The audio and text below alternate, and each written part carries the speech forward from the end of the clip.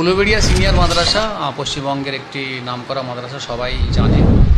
প্রত্যেক বছর প্রায় আমাদের পশ্চিমবঙ্গ মাদ্রাসা শিক্ষা পর্ষদের বিভিন্ন পরীক্ষায় আলিম অথবা ফাজিল পরীক্ষায় র্যাঙ্ক করে আসে। দুই এক বছর আমাদের একটু র্যাঙ্ক হয়নি, যাই হোক আমরা আমাদের মূল স্রোতে আবার ফিরে আসতে পেরেছি।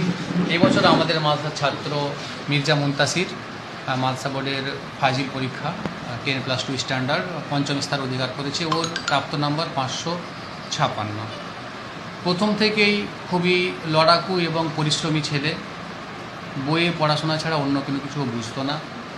সকাল সন্ধ্যা বই নিয়েই পড়ে থাকতো। তারপর মাদ্রাসাতে রেগুলার ক্লাস করা থেকে শুরু করে ওর দুনিয়াটাই ছিল পড়াশোনা।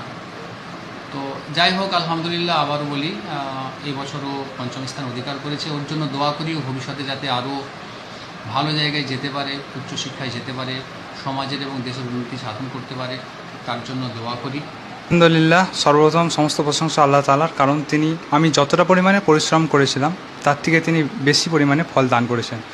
তো পড়াশোনা বলতে গেলে প্রিপারেশনের কথাটা যেহেতু আসছে, সেহেতু আমি কিন্তু দিনে 14 ঘন্টা 15 ঘন্টা পড়তাম না।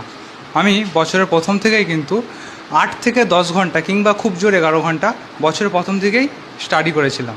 কোনো দিন কামাই করতাম না।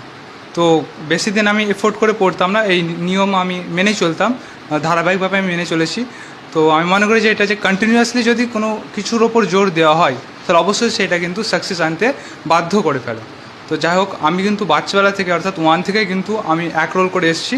কিন্তু আমি ভাবলাম তারপরে যে আমার এই রোল করাটা কোনো ব্যাপার হবে না যতক্ষণ পর্যন্ত না আমি একটা বোর্ডেতে র্যাঙ্কের জায়গায় মেধা তালিকায় যদি না আমি নিজের নামকে নথিভুক্ত করতে পারি।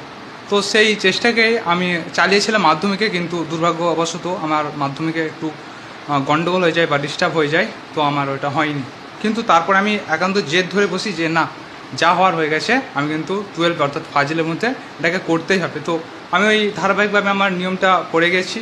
আর বড় বড় আমাদের যারা সিনিয়র অর্থাৎ যারা বিগত বছর র্যাঙ্ক করেছিল তাদের সাথে আমার যোগাযোগ ছিল। তো তারা যে উপদেশ দিয়েছে আমি মেনে চলতাম। আর বিশেষভাবে আমাদের এই মাদ্রাসার শিক্ষকদের দ্বারা আমি অনেক অনুপ্রাণিত হয়েছি র্যাঙ্ক করার জন্য, এবং সর্বসম্মতিক্রমে মানে প্রত্যেকটা দিক থেকে আমাকে সাহায্য করেছেন আমাদের সুপারিনটেন্ডেন্ট স্যার বা আমাদের ক্লাস টিচার যারা আছেন, তারা অনেকটাই আমাকে সাহায্য করেছেন।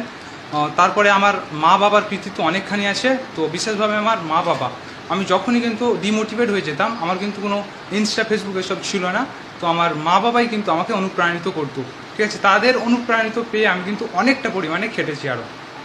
তো কি হতে চাও জীবনে সফল, কি ইচ্ছা কি হবে? আমি স্বপ্ন দেখছি এই স্যারেরই মতন একজন হেড স্যার হওয়ার আমার একটা স্বপ্ন আছে।